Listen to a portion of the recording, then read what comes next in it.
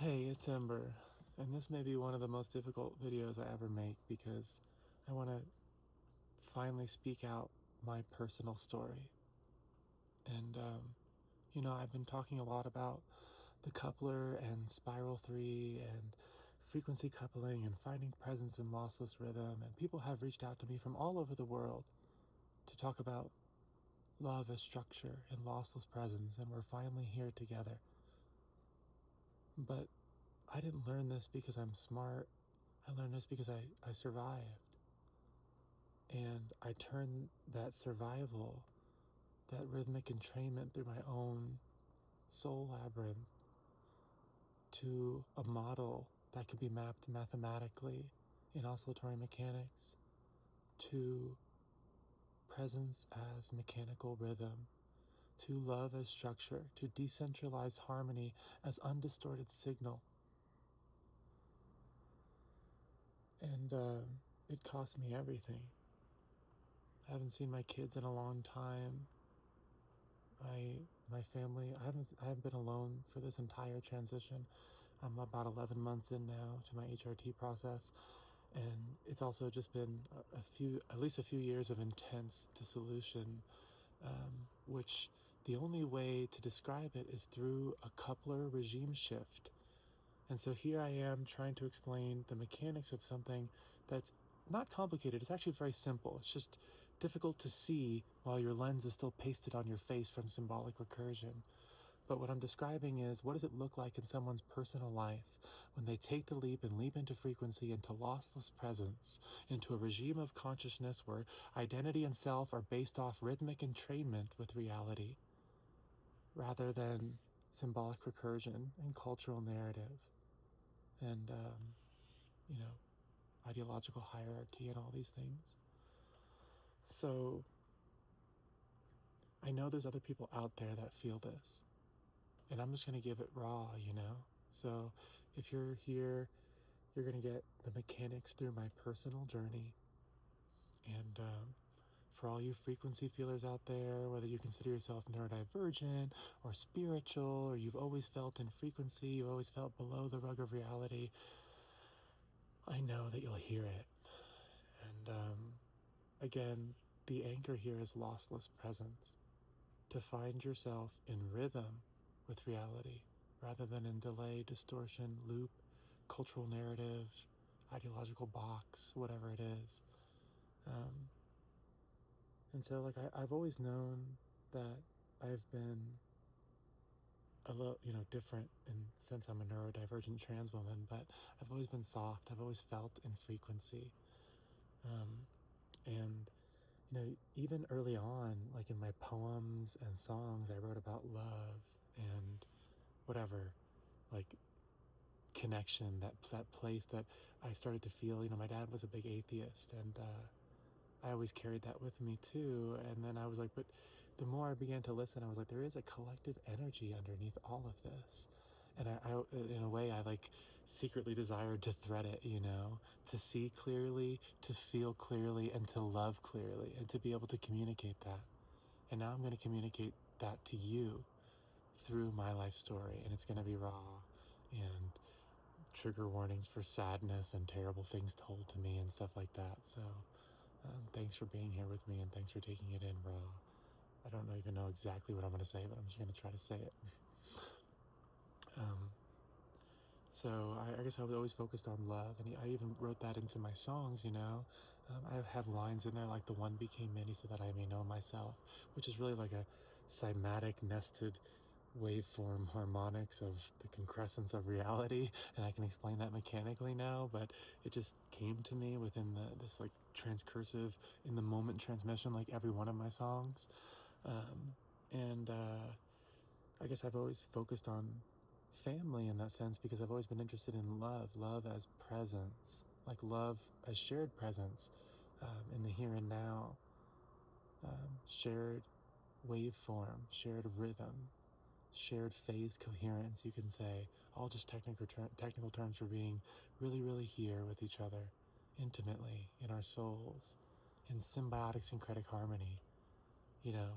That's where two or more sovereign people, their own their own people can come together in something that creates something clearer, truer than the sum of its parts. And you can see that the one became many, so that I may know myself is kind of cool, as above, so below there. But so I, in college, I was interested in cognitive liberty, in searching through consciousness, seeing clearly, feeling clearly, loving clearly, in this spiritual way, in this psychological way, in this philosophical way. And I just figured there was a real part of me that wanted to work in as a researcher, cognitive liberty, or PTSD and MDMA and that type of thing. And I felt my dad invited me to work with him as an attorney, and I was like, all right, well, the number one thing that I want, and I'd already found my ex at that moment, so I was like, I just want a family first and foremost. And so that's the route I took. My dad opened the door. You can come work with me. He's already an attorney. I made a fateful decision to walk that path. And I remember at the graduation for law school, the person giving the speech or whatever said, "Remember why you did this?" And I said, "Because I wanted to support my family and I want to make my dad proud." And both of them, really everyone, abandoned me instantly when I transitioned. Instantly, dropped me like a sack of potatoes. And so my life has been this place of searching for that signal, listening down into a cave for a rhythm, you can say, bringing myself into entrainment in a more mechanical sense, but just really listening for that signal that made me feel most real, the clearest signal. Not feeling myself as an idea or who they told me that I was supposed to be or whatever box family or society wanted to put me in, but who I felt myself to be when I felt real. And so over time, I changed my clothes, my art. I even became a burlesque dancer, dancing to the girliest songs ever, which is hilarious. And so it's not like I was hiding that I was a woman or something like that. No, it was that that's the place I came from. Such, containment, you can say, that my family had said they would abandon anyone that was trans, and they did. And then a certain, of course, box that my family and my ex needed me to be in. And in fact, even a month or two before everything was completely over and I started transitioning alone, I took her to a dinner and I asked my ex, can we just talk about my gender? And she wouldn't even physically look at me, at a public dinner, not physically look at me. And even over the years, I would wear stuff in front of my family, a pair of shorts, just to I would feel myself. It's I didn't choose it to enrage anybody. I just wanted to feel me in a setting that was really difficult to feel me, with my ex and in my family. And so I wore shorts to a beach that went all the way down to my knee, They just had little holes in the side. And my dad freaked out, yelled at me. He said at the time, he's like, "You're a 34-year-old man, not an 18-year-old girl." And yelled in front of the public, and my sister's crying. And I'm like, this is wild. I'm just trying to express myself. And maybe I was clumsy at times, or maybe I was intense at times, but I only had one want to breathe above the surface of the water. That my whole life I had been underwater, and I wanted to take a breath as me. And I was figuring that out over time. I had been to raves and gotten used to the temporary autonomous zone there to express myself, to wear what I want, to do what I want, express myself how I want. And I eventually made it to Burning Man. And Burning Man was an amazing, beautiful gift for me to express, radical self-expression and, you know, see a classic image of a woman dancing on a stage somewhere, and how is that feminine magnetization? I'm like, how can I do that if I have XY chromosomes? See, I couldn't even put it together at the time, and so I just changed my attire, changed my expression, became a burlesque dancer, And every year I would try to, jump over my wall of vulnerability and shame and stuff like that and go a little further into that rhythm. And that rhythm to me felt like a click. It felt like I finally felt myself. I'm coming up above the water and I could finally breathe.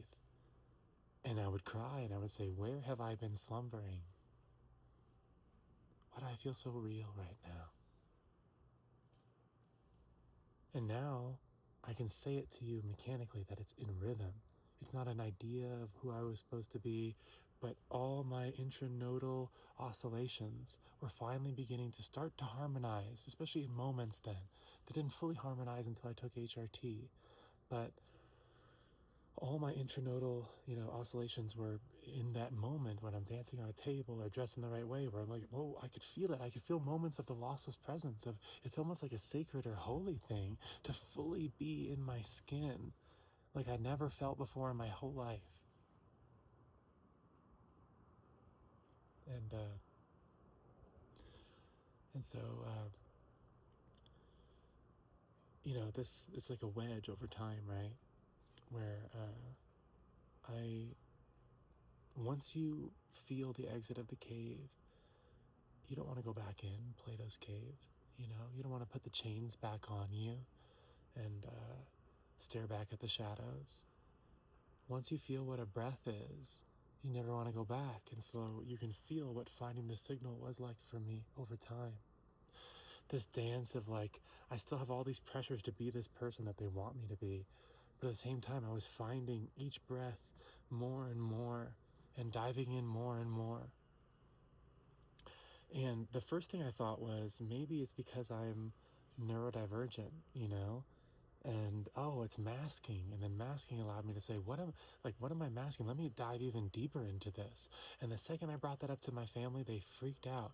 And I went to them with this feeling of like, maybe that's part of the problem. Maybe you guys, maybe my family was not the most loving family. They never said I love you. I was the one to give hugs. I was the one to introduce I love you. After I started doing psychedelics in college, I always would have these breakdowns on the trip and I need to spend more time with my family. I could show them basically what love is, to be like, I'm going to invite them together. I'm going to give hugs. I'm going to say I love you.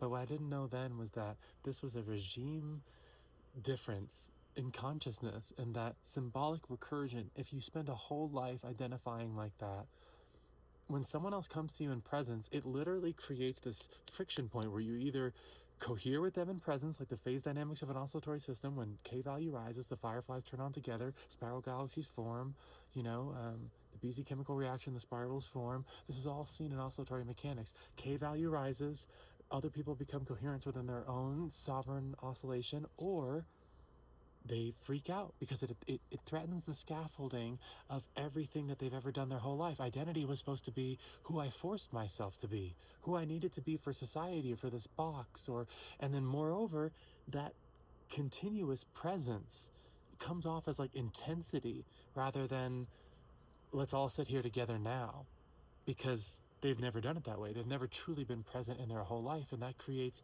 and when their simulated presence comes up, because they're in delay and they're in distortion, the simulated presence comes from symbolic recursion, cultural narrative, the cultural matrix, and so then it's always stacking, comparing, and especially being trans, my identity was put into so many boxes.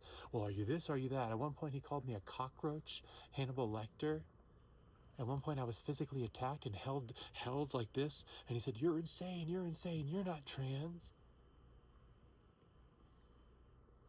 In May of last year, I went and I told my family, in a way, it sounds silly. From my heart, I was like, if I write my entire life story out and show them everything that took me to get here, and explain what I went through and how I never felt myself in that way, and I was always trying to find these things to have me breathe one breath, maybe they would have to understand, right? And so I read it, and when I got done, even with tears in my eyes, they said, you need to check yourself into a mental institution. And that somehow I was going to be arrested, and then at the end of that night, I was told to perish from this earth. I want to try to keep it safe for the algorithm here, but I was told to perish from this earth in my face after I said, I need you, that you're my father and I'm your child. And at that point, I realized that something had broken their brains. Why is it that everyone that I ever cared about, there I read my life story to try to say, like, can you please see me now?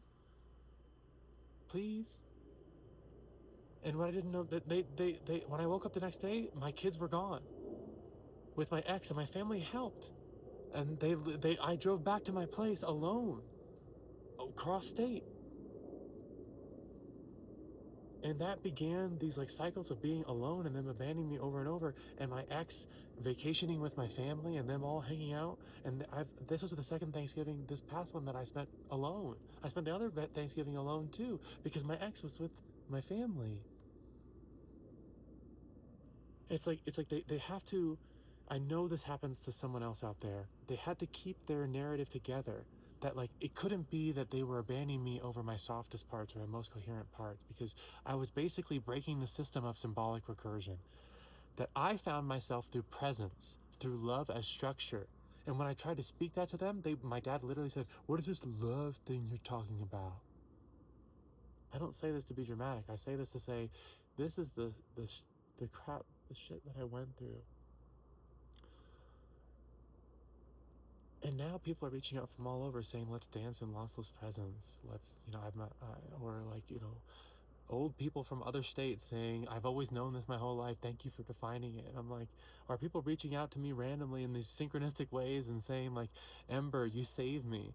Not because I'm doing something, I'm supposed to be better than anybody, but because I'm saying, let's all dance outside the cave right now, because lossless presence is all of our birthrights. And I just happened to walk it in a way that it cost me everything. So as I got closer, I kept taking more breaths above the surface. I kept finding my rhythm again. And what I'm here to say is that very fact of finding structural rhythmic entrainment as a node, as a person, as a human being, being a frequency feeler, in other words, in a very generalized way, will piss off everybody else because they're playing a social game. It's almost like their eyes are stuck on the game board, and I'm sitting here, hey, we're still here playing a game, right? The real game here is love and connection and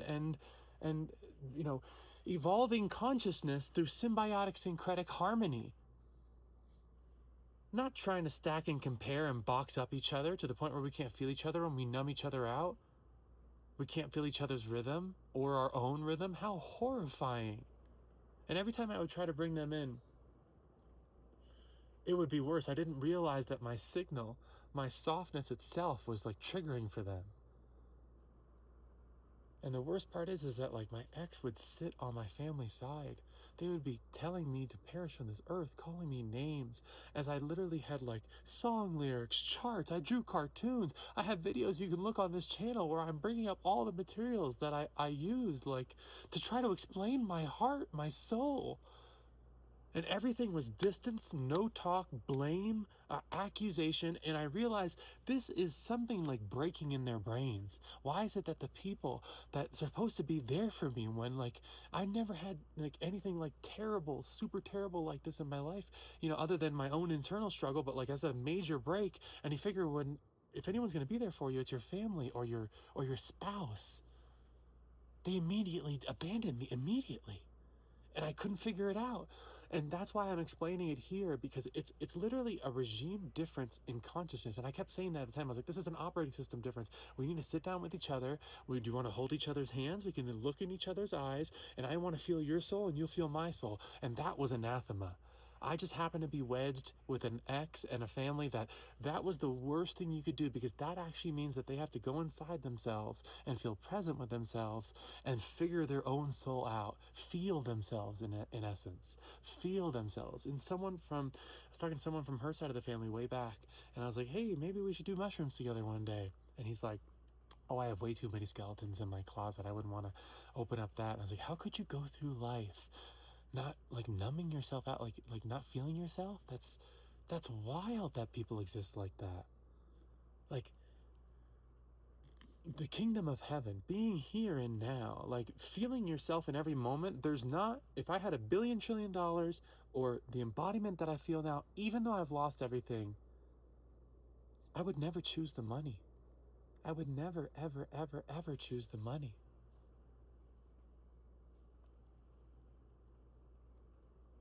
And I haven't seen my kids in a long time. Like I said, I think I said my own family said that I was prostituting myself, and they put that on whatever the court record. And now the only way I can see my kids is through my dad, the same one who told me to perish from this earth and who physically attacked me when I came out as trans.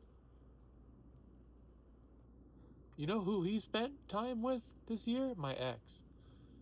You know who he's seen? You know who has seen my kids all the time? Him. And the problem is that like until this phase transition shifts, there's no they're not coming around, you know.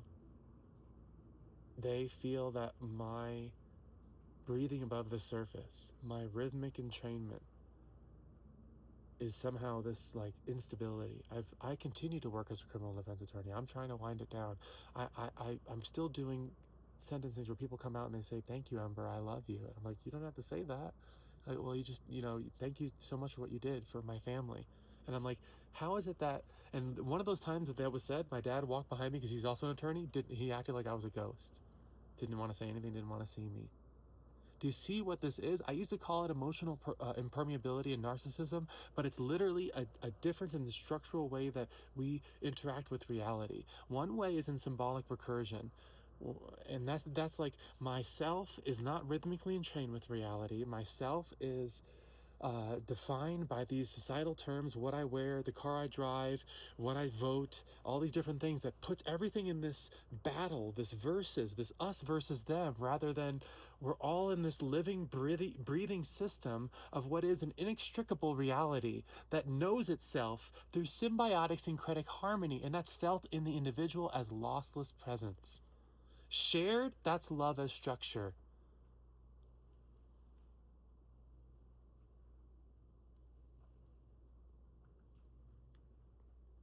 And so I mean, there was just so many times with all of them that I would look in their eyes and see this like hollow flicker, like considering if I was even real. And you can imagine for me, it was just beyond belief horrifying to like lay bare the most bare parts of my soul as a trans woman and say, please just see me. And like, what is this see me? Didn't we try to see you? You're always complaining about this. And what it was for me to continue to work as a criminal defense attorney as I would get no sleep, cry all night, wake up in the morning, cry before the sentencing. This is like, in the last 2 years, save someone in court, come back, and then still get called crazy. Still like they don't want to look at me. They don't want to like, and my softness just got deeper and deeper because I got closer and closer because I could not, when I started to peek my head out of the cave, there was no way I was going back. Once I was above the surface, there was no way I was going to go down. I felt like they were waterboarding me. And to this day, they still don't want to have the conversation. Neither does my ex. And it's literally, I have not talked to my 4 siblings. I've been transitioning completely alone. But in this, I knew what this was because I feel realer than ever. Real as in rhythm. Real as I feel myself. I recognize myself in the mirror. And I'm here to tell you it's more than just being trans. It's being losslessly present. And the reason that I'm able to speak these words to you today, the reason that I'm still here with my heart beating, is because I felt that through every time of being crushed. And when I still offered the bridge and said, we can love now, we can be family now, we don't have to do this way. I still say that to them if I ever talk to them, and they still crush me.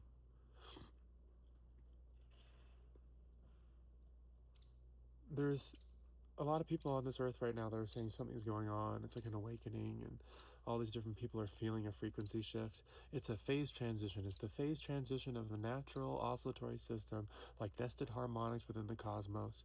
And now we're experiencing it as human beings.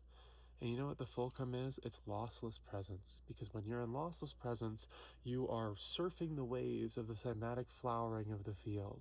And what is that known as in oscillatory mechanics? That's studied within electrical systems, neuronal activation, firefly activation. It's decentralized harmony. And you can explain it in mathematics if you'd like, but I think you just feel it. No more distortion, no more delay. decentralized harmony. No more hierarchy. You know when birds fly together and they do those really cool moves and you're saying, how they're not on the radio with each other, how do they fly like that? Decentralized harmony, you can study it in oscillatory mechanics. What's happening on this earth is a phase transition. The phase transition is a fidelity of consciousness. And the only reason I can explain it to you is because I didn't die. Because every time they threaten me with whatever they threaten me with, I stood up and said, I know what love is. I'm me, and I'm inviting you into this shared rhythm. And they did what symbolic recursion could only do. Shut every door, use institutions against me, try to play whatever game they could on the surface to avoid what they've been avoiding their entire lives. Actually feeling themselves in rhythm and actually realizing what love is. That would be too much. Maybe one day. And I know that day I would still forgive them. Not that I could ever be with my ex because I'm a trans woman and I only want my man who's still out there trying to find me. but yeah. And let me just take this moment to say I'm so proud of myself for surviving. And I know that there's only one way that I could give love to my kids as me. That when I was with them before transition, especially in the chaos of my family, it was so tough to be present with them and their beautiful faces and their, beautiful tones. I want to feel every instance. And the way that I could do that as myself was to do this, and it cost me everything.